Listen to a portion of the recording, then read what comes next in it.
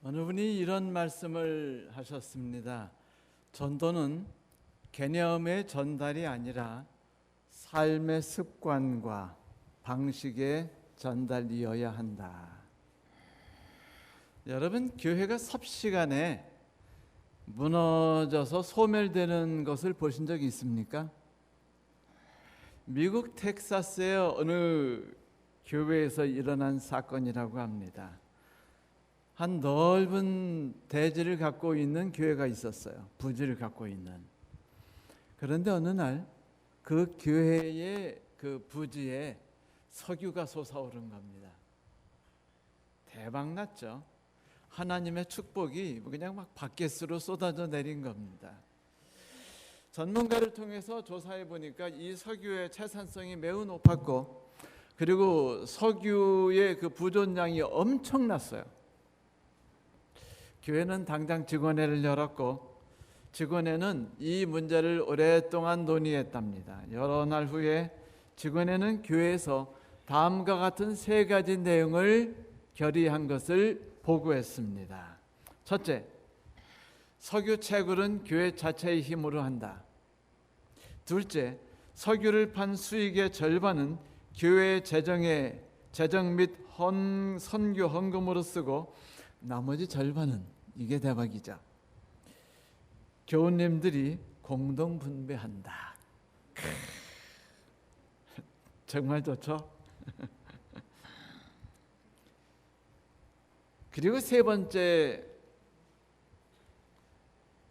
이 발표 이후에 교회는 새로운 신자를 받지 않는다.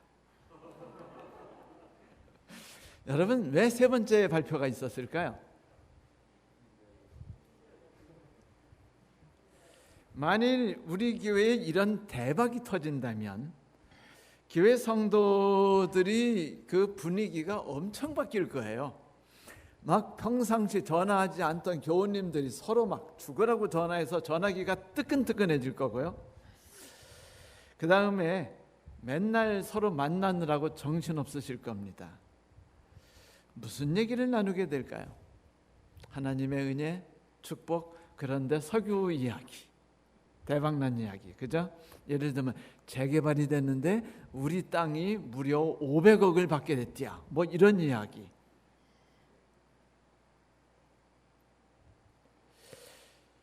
그리고 여러분, 우리 교회 직원에는 이런 대박을 만나면은 어떤 결정을 내릴까요? 생각해 보셨습니까? 제 생각인데 그 교회가 내린 결정과 비슷한 결정을 내리게 될 것 같아요. 대부분의 모든 교회가 그럴 겁니다. 이제 그 교회 얘기로 돌아갈게요. 그 뒤에 얼마 시간이 되지 않아서 교회가 돈으로 인한 그 분쟁이 시작됐고요. 교회는 고통을 겪기 시작했습니다.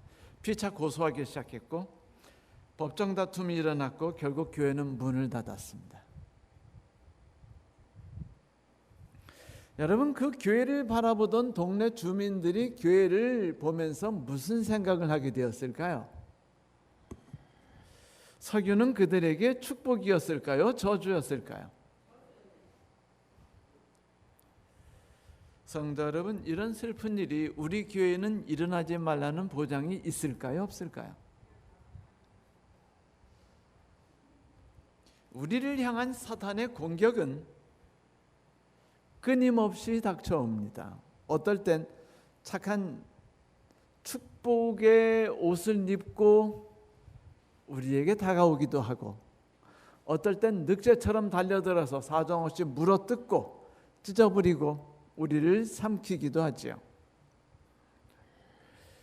이 어떤 공격에서도 우리가 안전한 교회 안에서 그리스도인의 가치를 만끽하면서 살아갈 수 있는 길은 무엇일까요? 일단 말씀드리자면, 그 텍사스에 있던 그 교회는 의학적으로 사망했습니다. 먼저 하나님으로부터 내려오는 축복을 들이마시는 대신에 뭐를 들이마셨냐면 석유에서 나오는 돈을 들이마시기 시작했어요. 폐가 기능을 못하기 시작했죠. 두 번째, 새로운 이 소식을 들으면은, 교인들이 수익을 나눈다라는 소식을 들으면 동네에 있는 개나 소나 다 교회 들을 거예요. 새 신자가 기존 신자의 10배가 넘치게 들을 겁니다. 옛날 여러분 1960년대 제칠난식일 예수재림교회에 교인들이 빡빡 물려들었던 거 기억나시죠? 그때 뭐라고 그랬죠? 늦음이 성령 개뿔. 무슨 늦음이 성령입니까? 늦음이 성령이 내렸다고 그랬어요. 이렇게 돈으로 유익이 내려오고 막 이렇게 되면은요, 이렇게 막 성령 내리는 것 같은 기분이 빠진다니까요. 우리들이 돈 가져가서 필리핀 가서 전도하면 막 70명씩 침례받고 100명 침례받고 500명도 침례받으니 늦음이 성령 내렸다고 지나며 계속 날 때도 있어요. 축복일까요? 저주일까요? 축복은 아닐 겁니다. 결코. 저주라기 말하기도 쉽지 않습니다. 중요한 것은 이렇게 많은 돈이 들으면은 몰려들게 돼 있어요. 꿀을 보면 누가 달려들고? 개미가 달려들고 벌이 달려들지 말이죠. 그러니 이거를 보고 넘길 교인이 있습니까? 그래서 오늘부터 새신자를 받지 않는다 라고 결의했던 것입니다. 아니, 교인 40명이 나눠 먹을 돈을 교인 500명이 나눠 먹으면 수익이 없거든요. 지혜로운 방법이었죠. 가짜 교인들을 받지 않겠다는 결의였는데, 다시 말하면 폐는 이미 멈췄고 하나님의 은혜를 받지 않고 그 석유 기름을 은혜로 받는 폐는 멈췄고, 이제 심장이 그 은혜를 전신에 나눠주면서 활동을 해야 하는데 그것도 멈췄어요. 결국 의학적으로 사망했죠. 폐와 심장이 멈춘 것이었습니다. 자, 이런 모든 사단의 공격으로부터 우리가 안전할 수 있는 방법은 무엇일까요? 답은 의외로 간단합니다. 성경 요한복음 21장에는 예수 그리스도께서 그 만국에 뛰어난 진리 하나를 말씀하셨는데, 그것은 베드로와의 대화 속에서 나타났어요. 그들이 조반 먹은 후에 예수께서 시몬 베드로에게 이르시되, 요한의 아들 시몬아, 네가 이 사람들보다 나를 더 사랑하느냐 하시니 이르되, 주님 그러하외다. 내가 주님을 사랑하는 줄을 주님이 아십니다. 이르시되 내 어린 양을 먹이라 하시고, 그리고 15절 뒤에 또 16절에 말씀하셨죠. 17절에도 말씀하셨고, 또 두 번째 가라사대, 요한의 아들 시몬아, 내가 나를 사랑하느냐 하시니 가로되 주여 그러하외다. 내가 주를 사랑하는 줄 주께서 아시나이다 하며 내 양을 치라 하시고, 앞에는 먹이라고 하시더니 두 번째는 치라고 하셨어요. 예수께서 베드로에게 하신 말씀은 이겁니다. 만일 네가 나의 사랑을 마음껏 느끼게 되었고 감사할 줄 알며 그 사랑 안에 젖게 되었다면, 이제 네가 두 번째 본격적인 행동으로 나아가게 될 것이다. 그것이 뭐다? 양을 치는 것이다. 베드로는 하나님과의 관계가 이제 올바로 서게 됐습니다. 그러니까 폐가 정상적인 활동을 하게 됐다는 거예요. 외부에서 산소를 받아들였죠. 이 산소를 신체에 나눠주려면 누가 필요해요? 심장이 필요하죠. 그래서 예수께서는 말씀하시기를, 이제 네 폐가 산소로 가득하게 됐으니 심장을 움직여서 그 산소가 모든 세포에 들어가서 내가 너에게 준 열량이라는 것을 나누게 하라라고 말씀하신 것이었습니다. 전도하라. 이 전도하라라는 말은 그 보스코라는 단어도 있고 혹은 포이마이노라는 단어도 있는데, 둘은 같은 비슷한 뜻이에요. 다시 말하면은 양에게 음식을 주고 양은 먹습니다. 그런데 양이 먹는다는 단어는 수동태고 양에게 먹인다는 단어는 능동태예요. 재밌죠? 우리가 하나님의 음식을 먹는 것은 수동태고 하나님이 우리에게 음식을 먹이는 것은 능동태란 말이에요. 그러니 내가 생각하기에 나의 건강을 위해서 무엇을 먹을까, 무엇을 마실까, 무엇을 입을까 하지 말라는 예수님의 말씀처럼 만일 내가 나의 신앙을 위해서 무엇을 먹을까, 올바른 신앙의 바른 자세를 가져서 성령을 받기 위해서 무슨 일을 할까, 이러면 이미 망가지기 시작하는 거예요. 이거는 내가 주체가 되기 때문입니다. 여러분, 먹는 것은 수동태예요. 하나님이 먹이시고 나는 먹임을 받는 것입니다. 그리고 하나님께서 양을 치시는 거예요. 양을 돌보고 양을 인도하며 양을 돌보는 거죠. 예를 들면 양에게 기름을 발라요. 양에게 기름을 바른다는 것은 그것이 뭐냐면 손님 접대가 아니고 양들이 다쳤을 때 상처에 발라주는 것이 기름이었습니다. 그러니까 우리들이 세상 그리스도인으로 세상 살다 보면 다쳐요, 안 다쳐요? 시어머니 때문에 다치고, 시아버지 때문에 다치고, 남편 때문에 다치고, 교인 때문에 다치고, 다쳐요, 안 다쳐요? 다칠 때마다 우리를 상처를 치료하는 것은 남편인 왼수입니까? 아니면 같은 성도입니까? 아니에요. 목자입니다. 오직 목자가 나를 치료하는 거예요. 이런 삶을 이제 예수께서 베드로에게 말씀하셨어요. 자, 너는 나에게로부터 충만한 은혜와 사랑을 받게 됐으니 네가 받은 모든 것들이 네 안에서 살아 움직이게 하는 유일한 방법은 하나다. 심장을 움직여라. 아까 우리가 안식일 학교 때 이거 배웠죠? 이거 저도 이거 훈련을 한 일주일을 받았는데 죽을 뻔했습니다. 이거 쉬운 일이 아니고 아주 힘들어요. 그런데 이거 왜 움직여요? 그런데 저 그때 배우지 못한 게 뭐냐면 심장을 움직이는 것이 심장을 살린다고만 생각했는데 나중에 책을 통해서 우연히 소설책을 보다 보니까 오늘 사모님이 말씀하신 내용이 나와요. 심장을 움직이면 심장에 있는 피가 쭉쭉 밀려가 가지고 그것으로 인해서 몸에 피가 돌게 만든다는 것을 나중에 알게 됐죠. 훈련 때는 못 배웠습니다. 자, 심장이 움직여야 그것들을 나눠줄 수 있는 거예요. 그러니까 양을 치라, 양을 먹이라는 말이 무슨 뜻일까요? 심장을 움직이라는 겁니다. 하나님의 사랑을 받은 내가 가만히 있으면 그 사랑이 내 안에서 죽어버립니다. 살릴 수 있는 방법은 뭐밖에 없어요?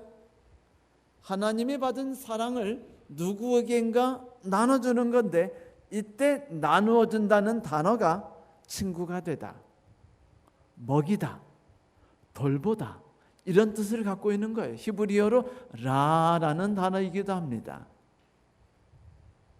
그러니까 그리스도인들에게 있어서 하나님과 나와의 수직적인 관계가 온전히 섰을 때 그것으로 멈춰버리면 그리스도인은 그 자리에서 조금 있다가 죽어버립니다. 이 그리스도인이 살아가는 방법은 뭐가 있어야 돼요?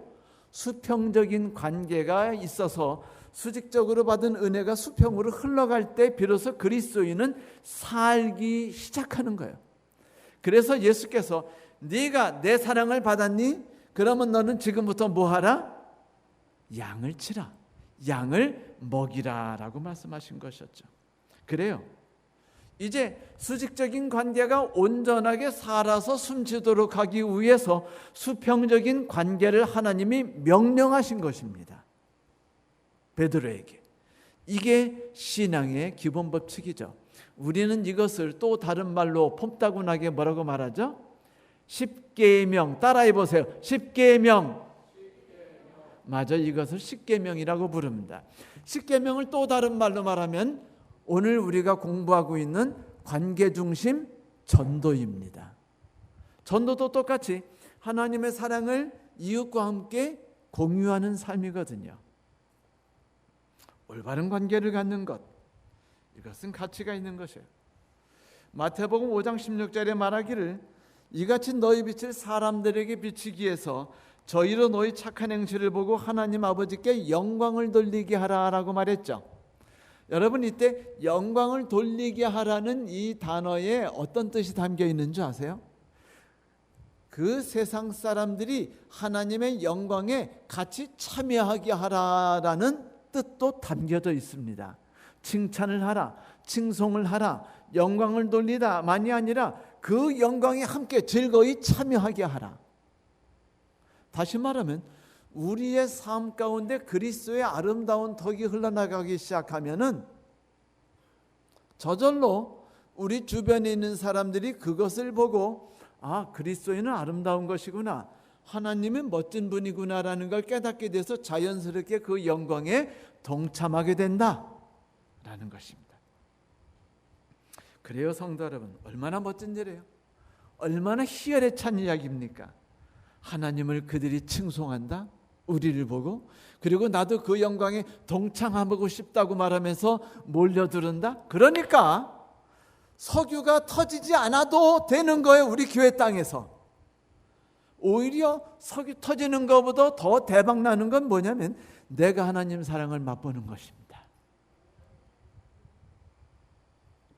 전도란 당신이 단순히 개념을 가르쳐 주는 것이 아니에요.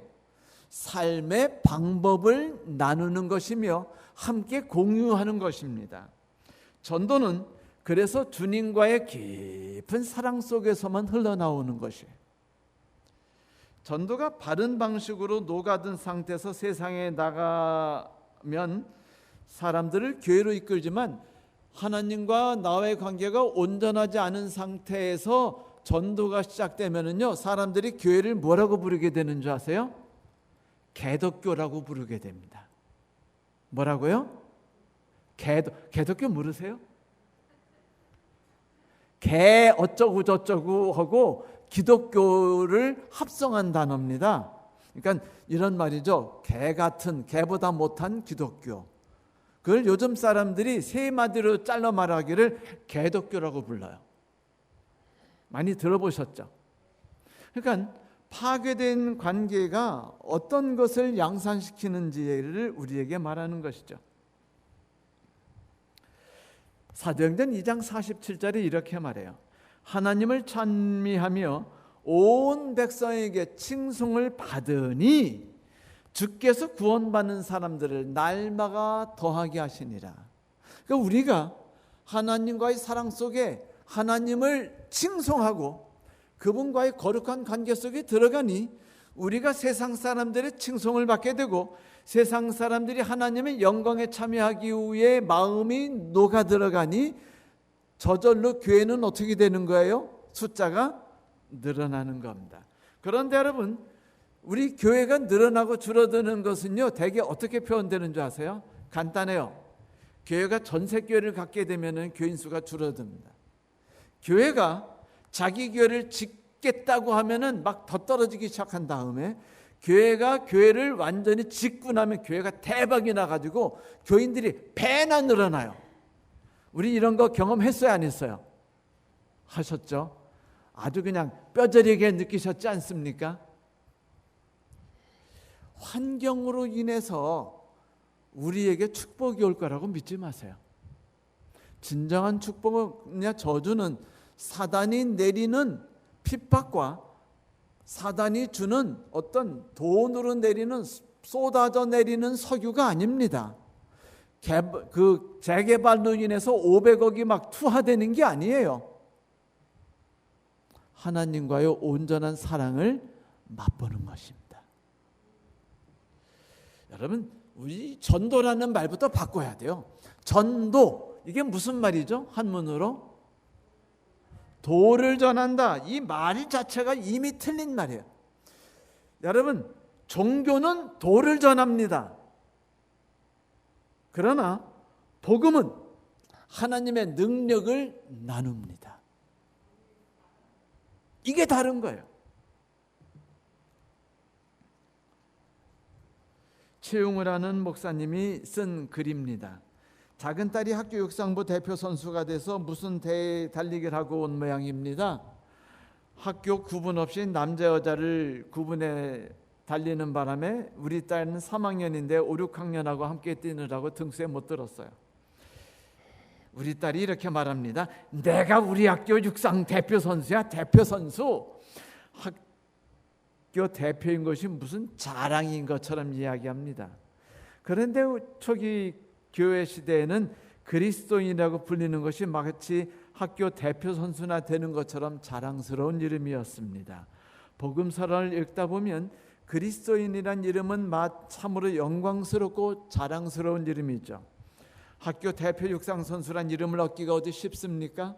그건 돈으로도 안 됩니다. 그래도 달리기를 제법 잘해야 대표 선수가 되죠. 마찬가지로 그리스도인이란 아무나 될 수 있는 게 아니었고 예수님이 행하신 것을 그대로 행하는 사람들을 그리스도인이라고 불렀습니다. 그런데 요즘엔 그 자랑스러운 기독교인이란 이름이 개독이라는 조롱거리로 되어버렸네요. 언제부터 그리스도인이란 칭호 속에 그리스도가 빠져버리고 무늬만 남게 되었을까요? 달리기도 못하는 이름뿐인 육상 대표 선수는 대회에 나가면 나갈수록 조롱거리만 됩니다.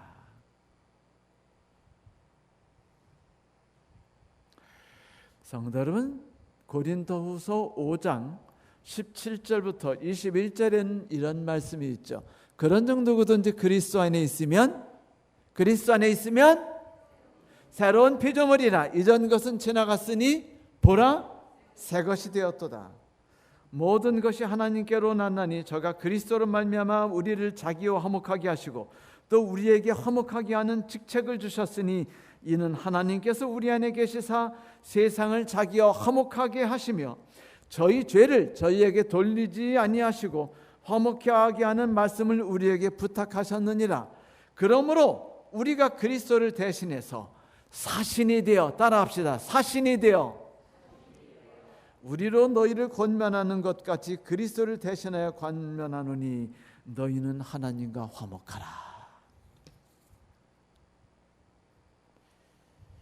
잃어버린 모든 세상 사람들이, 그래서 절망의 어두움 가운데서 헤매이는 모든 세상 사람들이 그리스도를 구세주로 모실 수 있도록 하기 위해서 생명의 능력을 받은 우리들이 그들에게 나아가야만 합니다. 이것이 전도죠.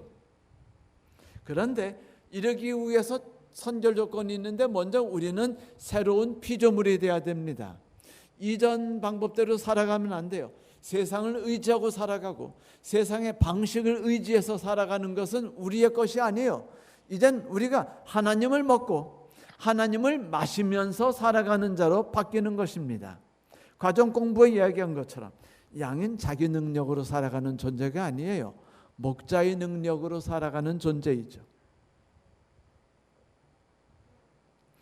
이런 자가 됐을 때 하나님은 그들에게 화목하게 하는 직분을 주셨는데 그것을 곧 그리스도의 사신되었다라고 말합니다. 그래요. 하나님이 우리를 사신으로 삼으셨습니다. 성도 여러분, 사신이란 말이 뭐죠? 사신, 영어로 폼따구나게 말하면 엠버서더, 대사. 사신은 다른 나라 왕실에서 누군가를 대변하는 사람을 말하죠. 그리스도인이라면 우리는 예수 그리스도의 사신입니다. 사람들에게 예수를 대변하는 거예요. 내가 사무실에 있어요. 나는 거기서 예수님의 대변자입니다. 하나님의 사신이에요. 내가 학교에 있습니까? 학생을 가르치나요? 나는 거기서 하나님의 사신입니다. 내가 기업을 운영하나요? 기업에서 거기서 일하는 월급 받는 사람입니까? 나는 거기서 하나님의 사신입니다. Wherever, whenever, 내가 어디에 있든지 언제 있든지 상관없어요. 내가 그리스도 안에서 새로운 피조물이 된 순간부터 나는 활동하지 않으면 죽은 자이며 활동을 하기 위해 나갈 때 나의 직분을 하나님께서 사신이라고 부르셨다는 사실을 결코 잊지 마십시오. 마음속에 담아두세요. 이 위대한 사역, 하나님과 세상 사람들을 화목하게 하는 것, 내가 불을 화내고 억울해하며 분노하고 이것 때문에 공황장애가 걸린다면 나는 그리스도의 사신으로서 자격이 있을까요? 없을까요? 내가 하나님으로부터 화평의 능력을 충만하게 누리지 못한다면 나는 그리스도를 전달할 수 없는 것이에요. 많은 사람들이 전도 사역에 대해서 잘못된 생각을 갖고 있어요. 이런 거는 뭔가를 배워야 됩니다. 전 아직 배우지 않아가지고 전도를 잘 못해요. 그래서 많은 곳에서, 우리 교회에서도 많은 곳에 전도법을 가르쳐요. JDPS라나? 또 FAST라는 것도 있어요. 그래서 이런 것들을 통해서 성경 가르치는 방법, 교리 가르치는 방법들을 배우죠. 어떤 분은 말이에요. 대학 졸업하면은요, 신학교 갔다 와야죠. 그리고 교회에서 아주 이런 거를 제대로 가르치면 제가 전도 사역에 나가겠습니다. 아니에요. 전도는 패스트나 JDPS를 공부하는 것과는 아무 상관이 없어요. 그딴 거 배우지 않아도 돼요. 그거 배우면 더 유리하긴 해요. 도움은 되겠죠. 그러나 없어도 아무런 상관이 없고, 실제로 훌륭한 전도 능력은 그것과 상관이 전혀 없습니다. 훌륭한 전도는 내가 하나님으로 인해서 만족한 삶을 살고 세상을 이기는 능력이 내 안에 있느냐 없느냐에 의해서 결정되는 거예요. 그 삶이 누구에게 흘러갈 수 있으면 그것이 전도이고, 그렇지 않으면 그것은 전도가 아닌 것이죠. 그러므로 전도는 내일 해야 되는 것이 아니라 지금 바로 이 순간 해야 되는 것입니다. 아까 우리 강장로님, 사모님, 우리 지사님께서 우리에게 가르쳐 주신 것이 뭐죠? 멈추면 몇 분 안에 뇌의 세포가 파괴되기 시작한다고요? 우리가 하나님으로 인해서 풍성한 은혜를 받았으면 뭡니까? 개뿔. 우리가 4분 안에 전도하지 않으면요, 우리의 뇌세포는 죽는 거예요. 다시 말하면 내가 그리스도의 아름다운 덕과 그 행복과 그 감사, 그 사랑을 누군가와 나누지 않으면 나는 이미 죽은 그리스도인이고, 그리스도의 살아 숨쉬는 생명의 능력은 내 안에서 죽어가기 시작합니다. 잊지 마십시오. 이건 심각한 거예요.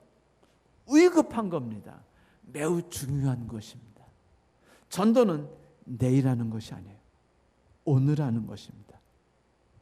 그걸 잊지 마십시오. 다음 주부터 우리가 전도에 대한 좀 더 구체적인 방면으로 들어갈 텐데, 먼저 오늘 우리 마음속에 깊이 마음에 담아야 돼요. 그래, 전도는 지금 이 순간에 하는 거야. 내가 호흡을 하듯이 내 심장이 움직이지 않으면 나는 지금 당장 죽는다. 똑같이 하나님의 능력을 받은 나는 누군가의 양을 치기 위해서 나가지 않는다면 나는 죽은 존재야. 성도 여러분, 동의하시죠? 동의하십니까?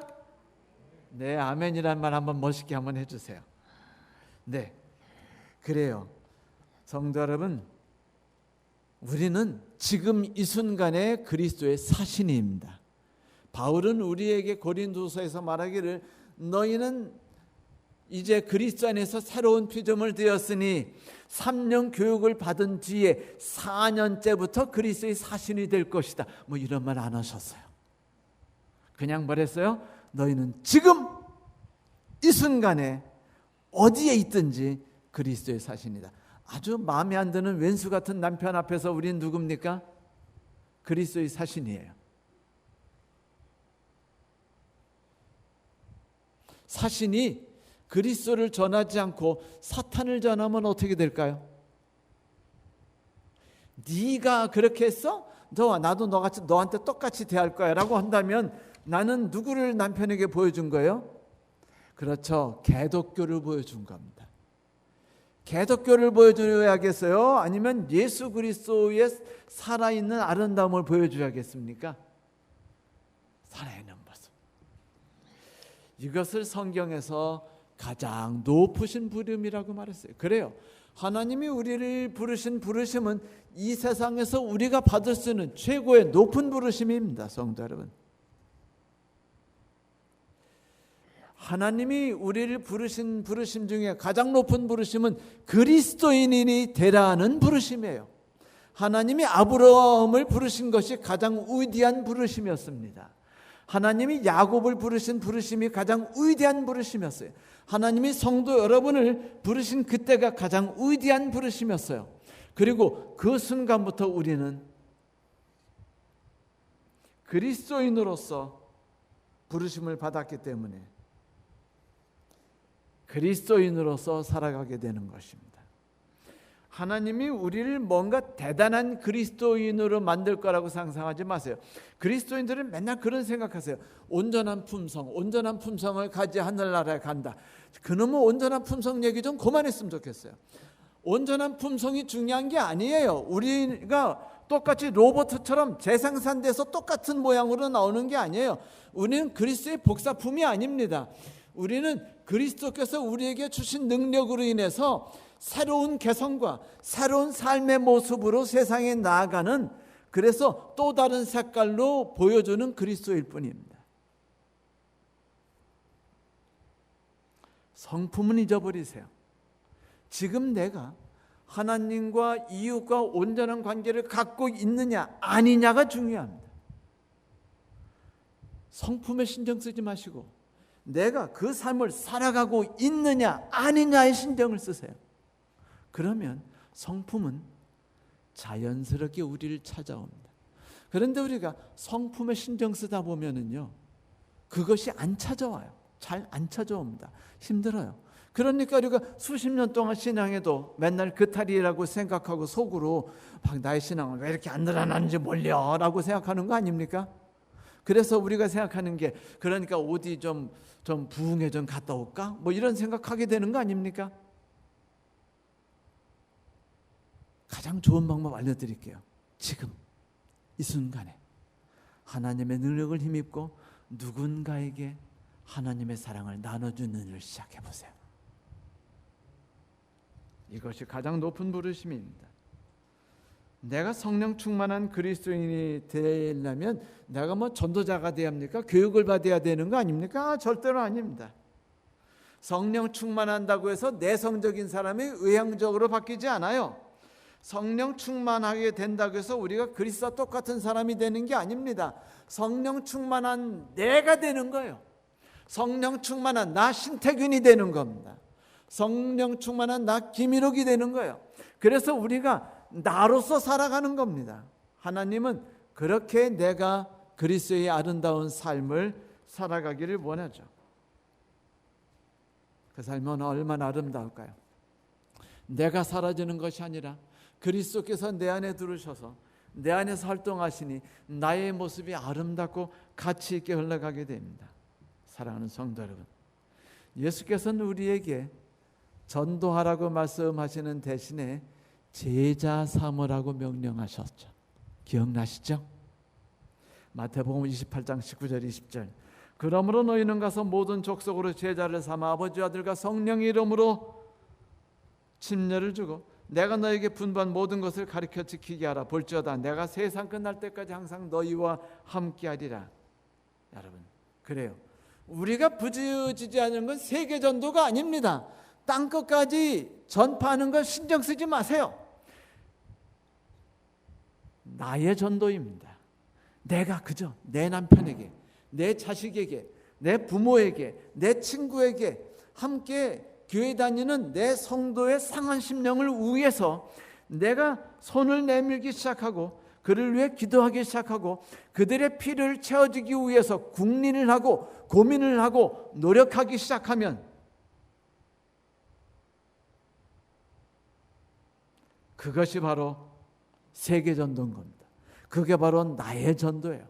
성도 여러분, 내가 내 가족에게 전도하고 내 친구에게 전도하고 내 동료 교인들에게 용기와 희망을 줬다면 그분이 누구에겐가 똑같이 그렇게 전하고 전했을 때 기쁨이, 행복이 서로 간에 전해지면은요, 어느새 땅 끝까지 전해지는 거예요. 연못 한가운데 돌을 던지면 연못 전체에 가득하게 동치만이 퍼지듯이 그 가나 어느 나라에 복음이 들어가는지 마는지 신경 쓰지 않아도 돼요. 그저 나의 세계에 전도하는 일만 신경 쓰십시오.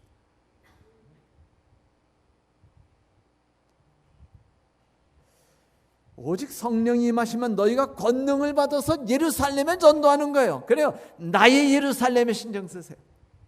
나의 유다에 신경 쓰세요. 내가 나에게만 신경 쓰면, 나의 주변들이 사람들이 모이면 그것이 전 세계가 되는 겁니다. 예수께서는 우리에게 이렇게 말씀하시죠. 내가 그들의 필요를 채워주거라. 그 필요가 무엇이든지 내가 채워주거라. 사랑하는 성도 여러분, 하나님은 우리를 당신의 사랑의 동심원에 이끌어 들이셨습니다. 이제 어찌해 보시겠습니까? 그리스도의 능력에 따라서 그리스도인이 됨으로 그분의 사신이 되어서 그분의 아름다운 덕을 나누기를, 폐가 움직이면 심장이 움직이듯이 그렇게 한번 살아보지 않으시겠습니까? 그래서 그리스도인이 사신이 된다는 것이 무엇인지를 한번 경험해 보지 않으시겠습니까?